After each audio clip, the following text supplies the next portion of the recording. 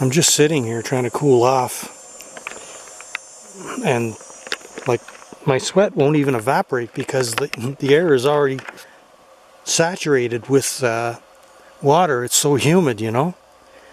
So in order for you to cool off, your sweat evaporates, and it's not evaporating. There's no breeze in here.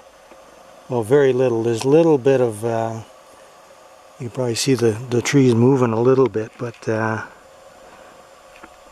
very little breeze in here. Well, there's very little breeze out there too, even out in the open. So, man, it is hard for me to cool off. I cut down another tree, another pole. I haven't limbed it yet. It's still back in the bush there. I can't push myself too hard. Not in this weather. It's just stupid to push yourself hard in this weather. Because you see them doing it all the time in those shows like Naked and Afraid, and the other survival shows like Alone.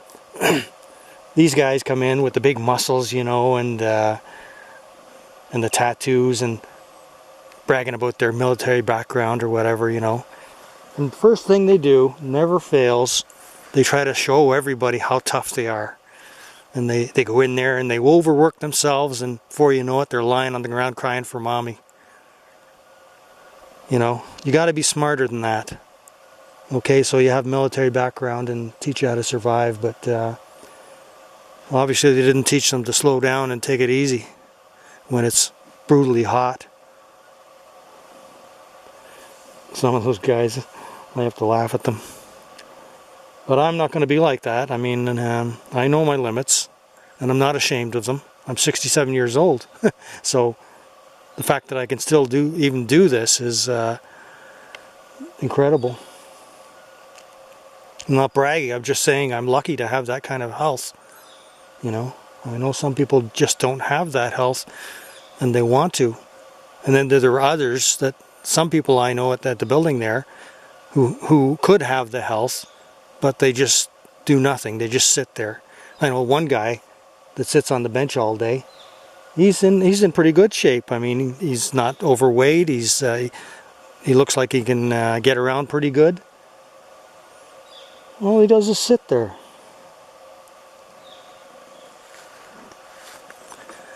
So, yeah, you just when you do this kind of stuff, you have to know your limits. Even in the bush, doing anything, even hiking in the bush, you have to know your limits, and you have to stick to them. If you try to prove something to yourself or to someone else, that's when you're going to run into trouble. And that's why it's a bit easier for me not having someone with me.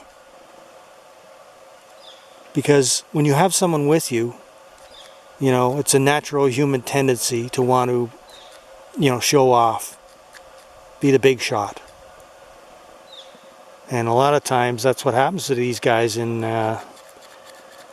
Naked and Afraid and Alone. They have, well, Alone they don't have people with them, so that's not a thing there. But in Naked and Afraid, it's a man and a woman. Of course, the man is not only expected to do more, but he does more just to prove he can.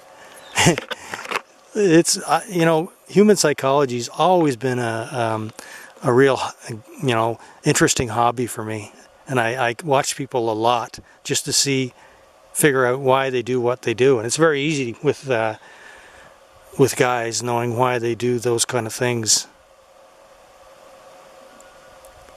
Yeah.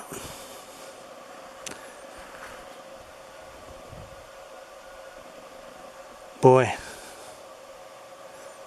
Yeah, it's a hot one. I remember I went down to Florida one time in the summertime with my son. You want to know what hot is? That's where you need to go in the summertime. Holy mackerel. We didn't step outside during the day hardly. We came out at nighttime to go fishing and stayed in the air conditioning in the daytime. But I looked out the window and I saw people working on their cars and everything. I just shook my head. How the heck they do that?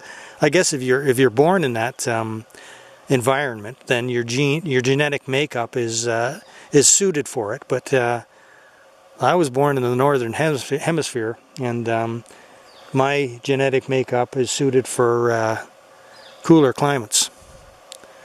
So this hot stuff really gets to me easily. I can deal with cold much better than I can deal with heat.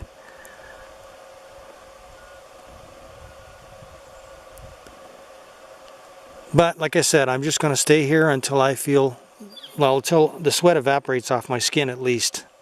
Then I know I can do a little bit more. I'm in the shade too. I'm staying in the shade. There's lots of shade here, which is good. Another thing I like about this spot. And there's a lot of nice views too.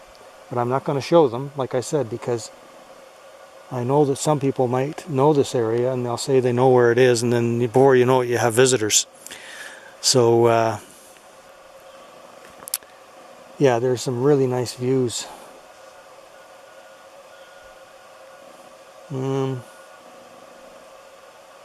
Okay, so when I get this second pole cut, and maybe I'll do another video.